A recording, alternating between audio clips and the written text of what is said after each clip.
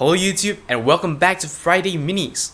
Today we're going to be talking about possibly one of my most favorite things in the world.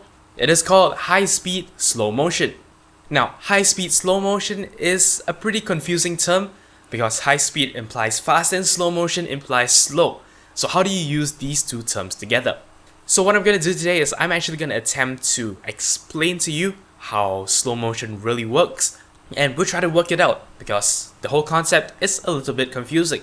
So let's start with the basics. A video like this one is actually being shown to you at a frame rate from anywhere between 24 to 30 frames per second. What this means, of course, is to actually show my motion, my camera is actually capturing 30 photos every second. Consequently, during playback, these pictures are also shown to you at 30 frames per second. This of course means that the time required for playback is equal to the time spent during the capture.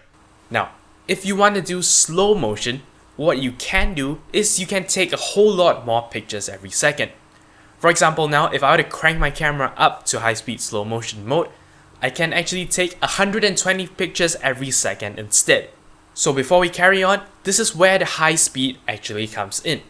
Your camera is taking photos at an extremely high speed. So now, let's say I have video at 120 frames per second.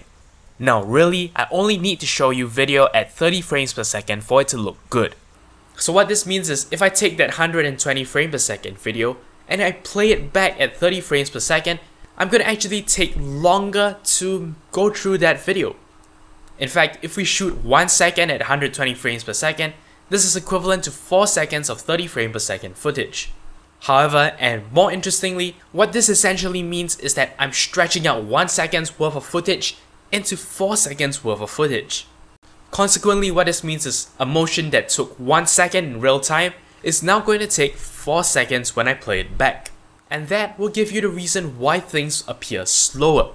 This is how high-speed slow motion works. The high speed comes from the camera, which is capturing frames faster, and the slow motion is what happens when you actually play back this high-speed footage at a lower speed. There you have it, that is high-speed slow motion, one of the more commonly confused terms. Don't forget to like, comment, favorite, subscribe, and follow me on Twitter. You're watching 0612 TV.